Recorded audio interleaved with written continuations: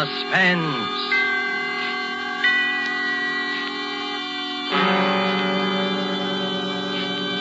Presented by Roma Wines, made in California for enjoyment throughout the world.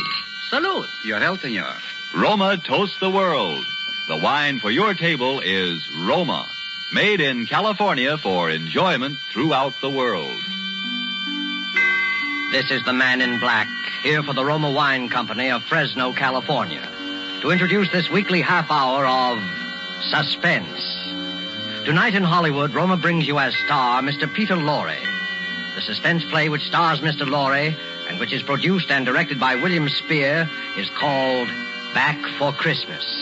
In this series, Roma brings you tales calculated to intrigue you, to stir your nerves, to offer you a precarious situation and then withhold the solution until the last possible moment. And so, with Back for Christmas and with the performance of Peter Lorre, we again hope to keep you in suspense.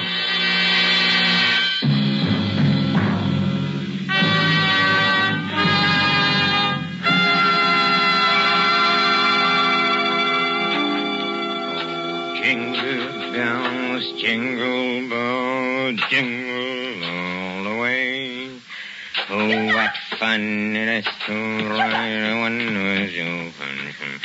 Yes, Marie? What on earth are you doing down here in the cellar? Oh, just doing a little digging. And why, may I ask, have you chosen this day of all days to dig up the cellar floor? Oh, I thought because the weather has been so damp, this would be a good time to plant that little devil's garden I told you about. Devil's garden? Whatever nonsense is that? Don't you remember that was my little joke about it? You see, I've managed to get hold of the spores of several unclassified wild orchids. In our wild state, they bloom under damp masses of leaf mold. The South American Indians call them devil flowers because they appear to bloom underground. Well, I'm sure the South American Indians will be very interested if you succeed in growing these ridiculous flowers under the cellar floor. Whom else it will interest, I can't imagine. Oh, what's that terrible smell? Oh, that's the leaf mold, chemically identical with the earth blanket they grow under in their wild state. And I want to get these started before we close the house. Do you realize that we're sailing for America a week from today, and you've made no arrangements whatever? Unless you call digging a hole in the cellar making arrangements. I certainly don't. Devil's garden, indeed. Sometimes I think you're going soft in the head, Hubert. Oh, I suppose it is inconsiderate of me, you see. And I've been wanting to try this experiment for a long time, but with all those lectures and seminars at the university, there never seemed to be enough time. Well, there certainly isn't any time for it now. I suppose you've forgotten I made an appointment for you at the barber's this afternoon. Oh, must I shave my beard off, Hermione? I thought we'd been through all that. Of course you must. They don't wear beards in America. Bad enough you're speaking with that accent. They'll probably think we're Germans as it is. Oh, I should think it would be quite easy just to explain that I'm Swiss. Now, Hubert, don't be argumentative. Go and get your jacket on and do as I tell you. Yes, Hermione. And don't forget to take your umbrella. It looks like rain. Yes, Hermione. And don't look so put upon, Hubert. Someone has to plan things in this house. Never even get to the university in time for your lectures, much less make arrangements for a trip to America. I know, but what about my specimens? There'll be plenty of time to plant your precious devil's garden when we get home from America. We're not going to be gone forever, you know. We'll be back here for Christmas. Yes, of course. Back for Christmas. I'd forgotten. We'll try to remember it. And if you can't do that, just do as I tell you. I've been making the plans in this house for 20 years. And if there's any digging to be done, I'll manage that as well. You understand, Hubert? Yes, Hermione. Good. Now, you have just 20 minutes to clean up this mess down here and keep your appointment at the barber's. And when you're finished there, I want you to come straight home. All right.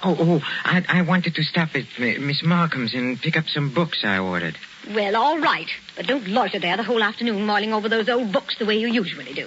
Now, hurry and clear up this rubbish. Get rid of that smelly stuff. And no more digging, mind you. No more digging. I'll show her. I'll have my devil's garden, and if no more digging, eh? No more digging. Oh, 15 men on a Dutchman's chest. Yoo-hoo, and a bottle run.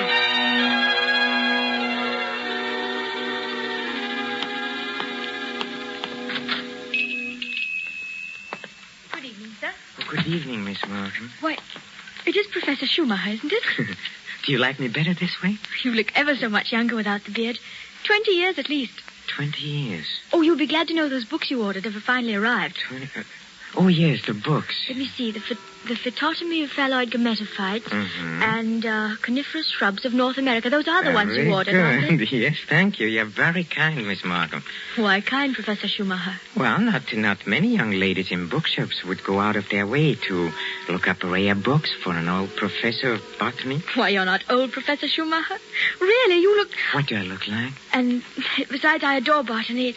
It's my particular hobby. Oh, really? You've never told me that before, Miss Markham. Well, I was afraid to. You looked so imposing with the beard and all. Miss Markham, forgive me if this sounds foolish, but since talking with you today, I feel that shaving off my beard is the most important thing I've done for 20 years. Oh, it is? I'm sure it is. For 20 I'm so sorry that I've been so distant with you all this time. Oh, there were times when I almost spoke up. Oh, really? Times when you came in here tired after a day with your students at the university. You seemed so alone. The way I'm alone in the world. Alone? I'd like to have asked you to stay a while and talk with me, but some way or other, I always wound up giving you your change and letting you go on your way. Say, you're alone in the world? Since my father died. Oh, Miss Markham, did you never think of marrying? My father was a very remarkable man. I never found anyone who seemed to measure up to what he led me to expect of men. Miss Markham... Oh, it's been so long since anyone called me by my first name. I'd like you to, if you want to. It's Marion. Marion? Oh, how nice. And yours? Well, Hubertus. but in English, Hubert sounds better, huh? How long have you been alone, Hubert? Alone? I knew you were a widower, of course. The first time I saw you. A widower? I can always tell. There's a certain sadness in a man's eyes. A sweet sadness, I think, when he's been married and then a widower. I never thought of it in quite that way. Oh, I'm sorry. I shouldn't have been talking like this, I suppose, but I've often wondered what she must have been like. Your wife, I mean. Hermione? Not an easy woman to forget. Very strong. Always managing things. The house, my wardrobe, my friends. Even when we dined at a restaurant, she even then ordered my food. She was always managing things. Her whole life. Managed herself to death. Poor woman. She must have loved you very much. But she needn't have put herself out so. It's plain to see you don't need things managed for you. No. You need companionship, I think. Someone sympathetic with your work. But the last thing on earth you need is a manager. How well you put it. The last thing on earth.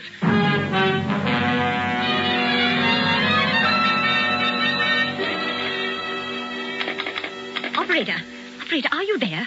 I'm still waiting on that call to Salisbury. Well, put them on quickly. Hello. Is this Paul Holt and Sons? It's Mrs. Hubert Schumacher. Did you receive my letter? Good. Now remember, we'll be back for Christmas and I want the job done without fail. What's that? No, I'm sure he doesn't suspect anything. Send it to me in New York as I instructed you, addressed in my name, of course. Yes. I've already put them in the mail. You'll get them tomorrow. Thank you. Thank you so much. Oh, here you are, Hubert. Where have you been? Oh, backstairs. I dismissed the servants. Dismissed the servants? Mm-hmm. But I've asked some friends of mine into a farewell luncheon. Go and tell them it's a mistake. Well, I'm afraid it's too late now. They've packed and gone. You have messed things up properly. How many times have I told you to leave things to me? I make the plans around here. Yes, Hermione. You have to do better than this when I plan the trip home, or we'll never in the world be back for Christmas. Back for Christmas. Back for Christmas. Must you keep saying that? Why not? We are coming back for Christmas, aren't we? Well, supposing I were offered a professorship in one of those wealthy American universities. Nonsense. Americans care nothing for botany. Well, Luther Burbank was an American, wasn't he? That's different. What have you ever done except muck around in the dirt with a lot of roots and tubers? Well, they asked me to lecture, didn't they? All right. Now, there's no use getting yourself in a state about this, Hubert. No doubt this extra money will come in very handy when we arrive back for Christmas. I know. Precisely. No good to make a joke of it. Heaven knows where you'd be today if I hadn't got a sense of time. Yes, Hermione. And as you've been so foolish as to dismiss the servants, you may empty the ashtrays and straighten up this room while we're waiting for the guests to arrive. I'm going in to have my bath. Call me when they get here.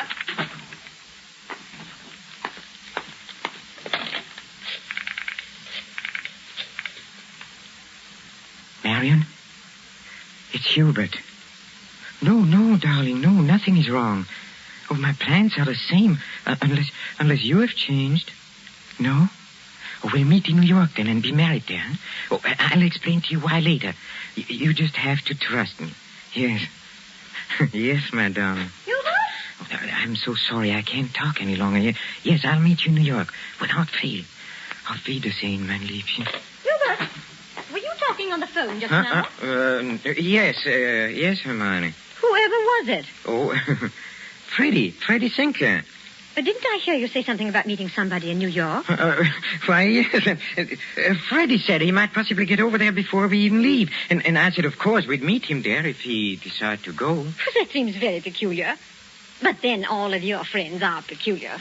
Yes, Hermione. And just look at your jacket. Have you been digging in that cellar again? Yes, Hermione. Well, there's no need for it. You can't possibly get that Devil's Garden thing finished before we sail for America. Go and change your clothes before the guests arrive. Oh, never mind. I see somebody coming up the walk now. Go and let them in. Yes. Hubert. Yes? Look out the window. There's Professor and Mrs. Goodenough, but who's that with them? Well, who... Precisely. Freddie Sinclair. Peculiar you should have been talking to him on the phone not 3 minutes ago, and now here he is. Yes, isn't it? But then, as you say, Hermione, all of my friends are peculiar. Not half so peculiar as you. Digging in the cellar the very day we leave for America. Just look at yourself. And now that I think of it... Yes? Oh, never mind. Go and let them in. Oh, you were going to ask me something, Hermione, about the hole I'm digging in a cellar. Good heavens, stop rolling your eyes about that way. One would think you were digging a grave down there instead of a storage bin. Yes, Hermione. What's that? I said yes, Hermione. Father, open the door and please stop saying yes, Hermione. I think, my dear, I have said it for the last time.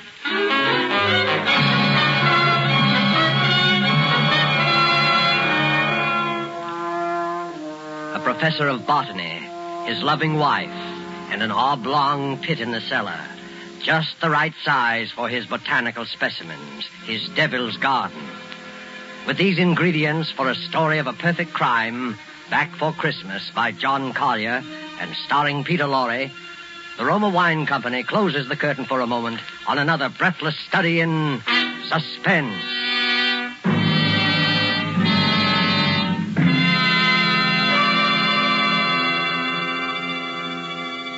In this brief intermission in the play, it's pleasant to think about the holidays. Not everyone celebrates the holidays against a background of snow and pine trees. Somewhere south of the Gulf and the Caribbean, in a gracious home surrounded by palm trees and the warm sun, you might find holiday dinners ending this way. One moment, please. Our North American guest wishes to propose a toast. Yes, mis amigos. I drink a toast in gratitude to you for your gracious hospitality and the enjoyment you've given me, an American so far from home. It is only a fair exchange, my friend. This wine in which you drink your toast, it brings enjoyment to us from your country, from America. It is Roma wine, made in your own California. Yes, and when you choose the wine for your holiday table, remember this. Only a few wines are so fine that many countries of the world import them. And among these greatly enjoyable wines are the wines of Roma, R-O-M-A, made in California for enjoyment throughout the world. Yet here in America we are truly fortunate, for we may buy Roma wines at a very low cost, since we don't have to pay import duty or costly shipping charges. So serve Roma wine with pride on any and all holiday occasions. Serve Roma, too, for everyday dinners. You can afford to. Ask your dealer tomorrow for your favorite Roma wine, America's largest selling wine. But before you buy wine, buy war bonds. And now it is with pleasure that we bring back to our sound stage Mr. Peter Lorre in Act 2 of Back for Christmas. A tale well calculated to keep you in suspense.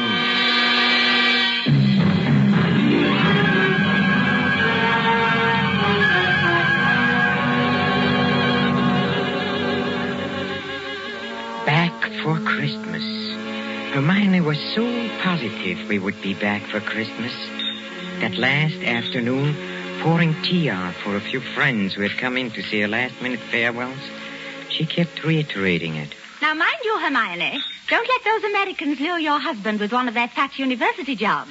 We absolutely must have you with us for Christmas. He shall be back, I promise you. Well, it's not absolutely certain, of course. Hubert, now what do you mean it's not certain? Of course it's certain. After all, Hubert, old boy, you've contracted to lecture for only 3 months. Oh, that's quite right. But then, of course, anything may happen. Hubert adores being unpredictable. Now, what other man would decide the very day, mind you, before leaving for America, to dig a great hole in the floor of the cellar? In the cellar? Yes. He's going to put some unclassified wild orchids down there. A devil's garden, if you please. It sounds so mysterious. That's Hubert, though. It's really quite simple, however, once you find out what he's up to. Now, take the telephone call he put through to you a few minutes ago, Freddy. To me? Of course. Now, Hubert wanted to surprise me about your plan to meet us in New York next month. Wasn't that why he called? To ask you not to mention it? My dear Hermione, Hubert couldn't possibly have telephoned me within the past hour. I've been walking in the park since 3. He didn't telephone you? Well, how could he? As for my going to America... No. Come, Freddie, come. You may as well confess. Hermione has just found me out again. But Hubert, old chap, I really You don't... see what a poor liar Hubert makes. He's red as a beetroot. Aren't you ashamed of yourself, Professor? Stringing poor Hermione along like that. And as for you, Freddie, I'm furious you said nothing to us about going to America. But look here, old girl. I've been trying to tell everyone here Oh, that I'm... stuff and nonsense. The game's gone on long enough. Besides, we must start getting ready. Now, it was marvelous of all of you to come in to say goodbye. And don't worry about Hubert's little jokes. I will bring him back for Christmas. You may rely on it. They all believed her. For years, she had been promising me for dinner parties, garden parties, committees, and the promises had always been kept.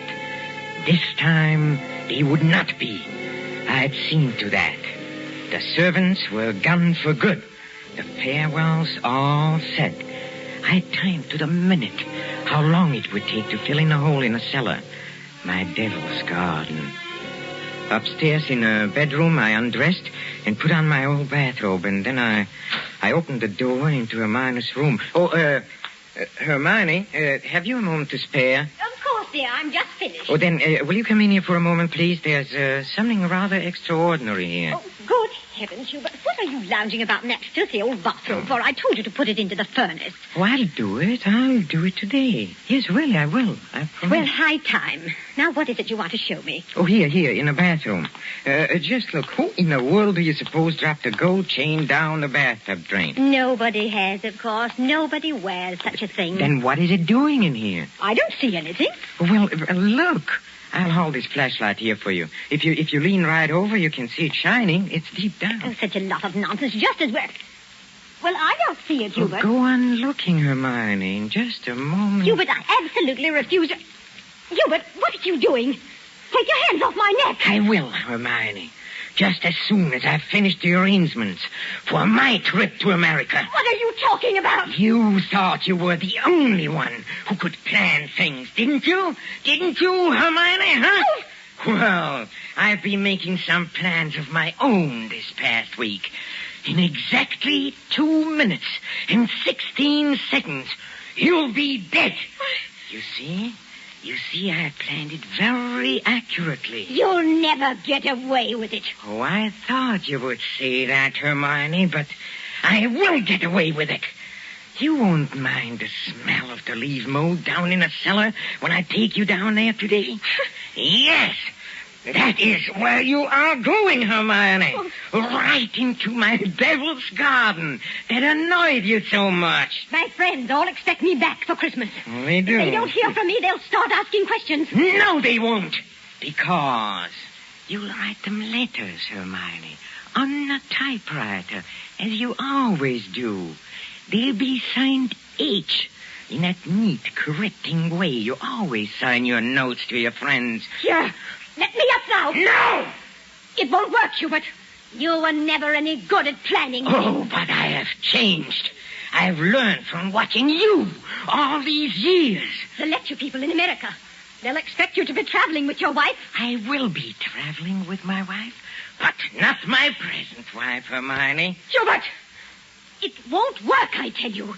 That pit you dug in the cellar... Oh, it will work. It'll serve its purpose well. Hubert! No, I'm sorry, dear. This thing has to be done exactly as planned. You have just 5 seconds to say your prayers. Hubert! You must listen. The cellar... Don't do it, Hubert! Yes, Hermione!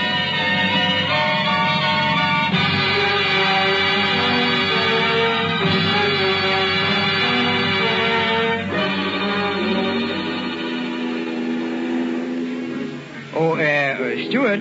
Yes, sir? Oh, my wife, she's indisposed. She'll be taking her meals in our stateroom. For the old voyage, sir? Yes, for the whole voyage. I trust your wife is feeling better this morning, Professor Schumacher. A little. Not yet well enough to leave her cabin. Oh, what a shame. Oh, Professor Schumacher. Yes? Here's a copy of the radiogram you sent for your wife last evening. Oh, thank you. I'll just check it over. Oh, but look here. Why? What's the matter? Did the typist make a mistake? No. It's nothing important. She can correct it later.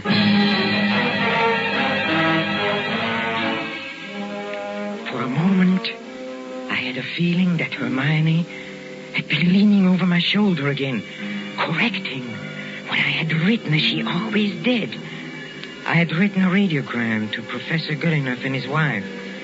Haven't been out of my cabin the whole beastly trip, Hubert. Well, no doubt we'll be back for Christmas. But the operator had left out the W, and it read, "No doubt we'll be back for Christmas." Exactly what Hermione would have written. Well, the rest of the trip was uneventful. Marion and I met in New York just as we had planned. Just as we had planned.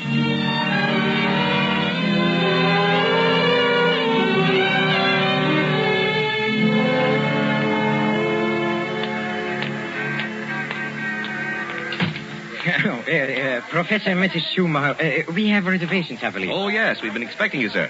Boy, take Professor and Mrs. Schumacher's luggage up to their suite. You know, Mrs. Schumacher, you're quite a surprise. Oh? Your letter reserving the rooms was so thorough, I was expecting an older, more forbidding sort of person, frankly, ma'am. No. As a matter of fact, we're just married, but my letter reserving the rooms. Oh, I wrote the letter, my dear, and I signed it Mrs. Hubert Schumacher. Just a joke. What a cunning old fox you are, Hubert. Now that I think of it, I almost forgot. yeah. There's a letter for you, Mrs. Schumacher. That's peculiar. I wonder who on Oh, earth... well, we'll soon find out in good time. Come along, darling. Oh, we are keeping the boy waiting. Come on.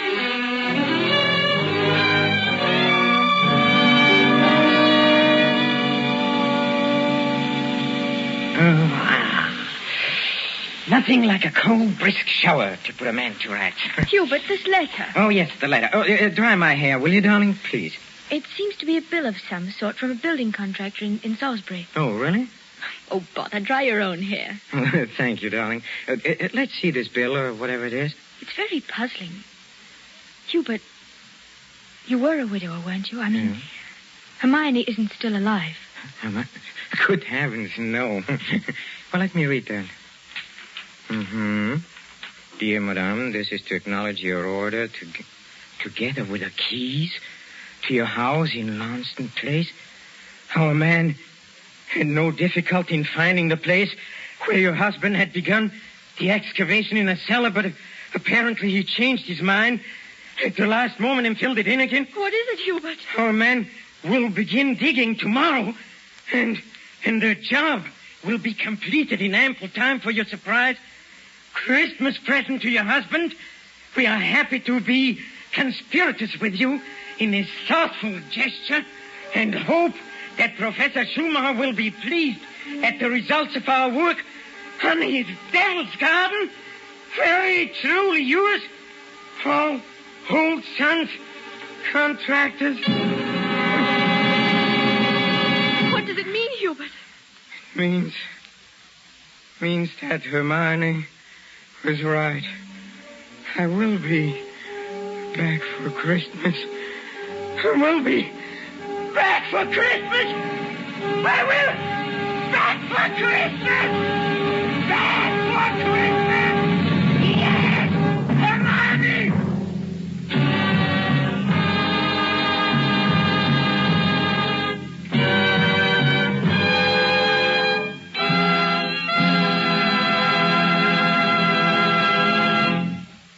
And so closes Back for Christmas, starring Mr. Peter Lorre. Tonight's tale of suspense.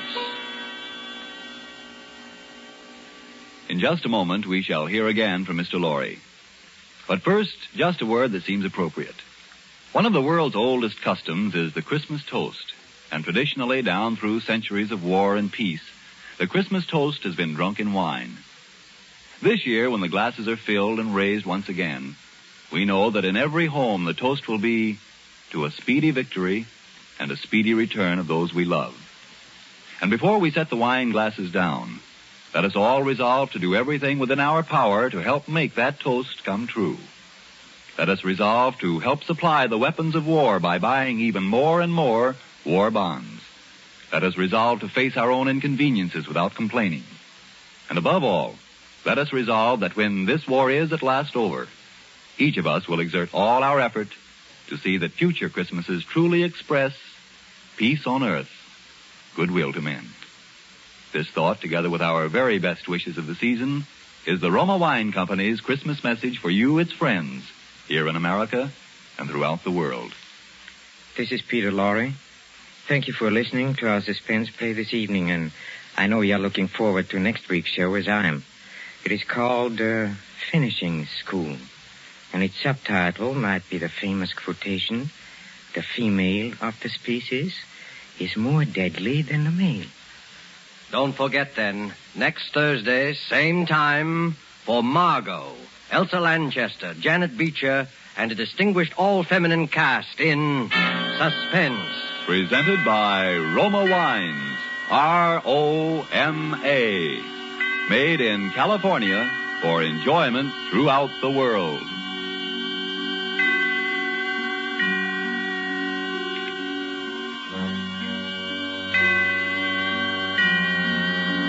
This is the Columbia Broadcasting System.